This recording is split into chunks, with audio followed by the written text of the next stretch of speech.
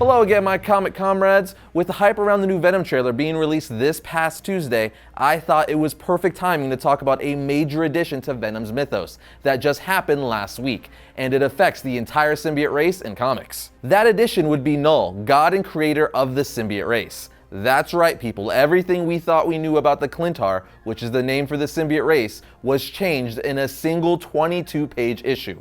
2018's Venom issue 4, to be exact. And in case it isn't obvious enough, this episode is going to be spoilerific for that issue, so abandon ship now if that's a problem for you. For everyone else, let's elaborate, shall we? In issue 4 of Venom, we learned that Knull was an ancient deity who existed even before the universe itself.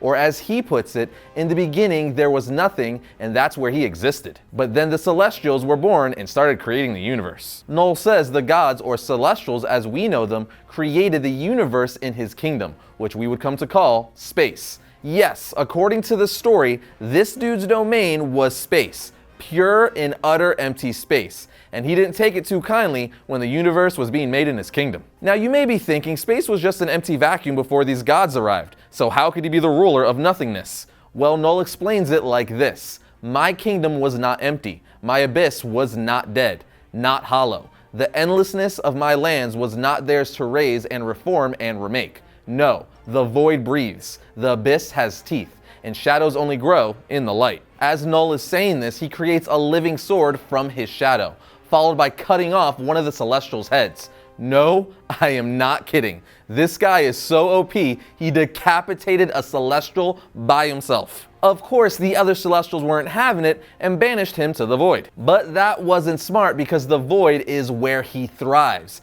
and there his work began. He started creating the very first of the symbiote race, which was a living blade. Knull used the Celestial severed head as a forge to temper his symbiote sword in its cosmic energies. He then recaps that he was unrefined in those early days, and as a result, his creation, the proto-symbiote, was unclean. He says, "To this day, the weaker of my creations carry the scars of their progenitor's birth inside of them. They still fear the fire of the forge and the discordant and incessant noise of a celestial hammer beating their will into something wieldy." That statement right there is huge because it gives us an explanation for why symbiote's weakness is sound and fire. That's actually really cool. Anyway, intent on taking down the divine light that had taken his kingdom of darkness, Knull manifested the very first symbiotic suit of armor from the darkness he had commanded and embarked on genocide against the other gods. Because what else would you do on a Sunday? He was so successful at first that his sword became known by many names, like All Black, the Necro Sword, and the Godslayer. Together, he and his living sword slit the throats of creation,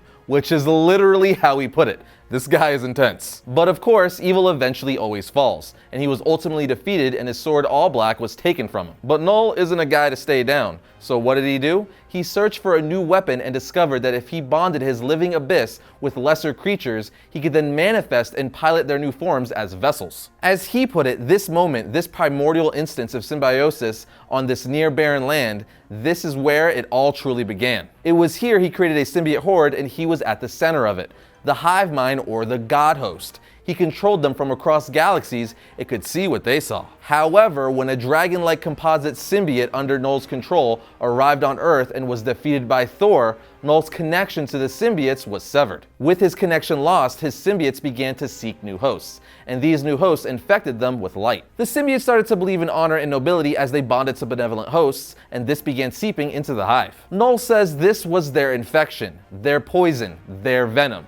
See what the writer did there? You see what he did? Because of this, the symbiotes began to spawn endlessly and revolted against Knull, imprisoning him. And where did they imprison him? Well, it's funny you should ask. You know how all these years we've known Clintar as the name of their race and planet they come from? It turns out that Clintar is actually their word for cage, and a crap ton of symbiotes came together to imprison, or in this case, cage Knull at the center of this so-called planet. So after all these years, we learned that there was never truly a planet of the symbiotes, but it's rather a countless number of symbiotes that came together to cage and imprison Knull.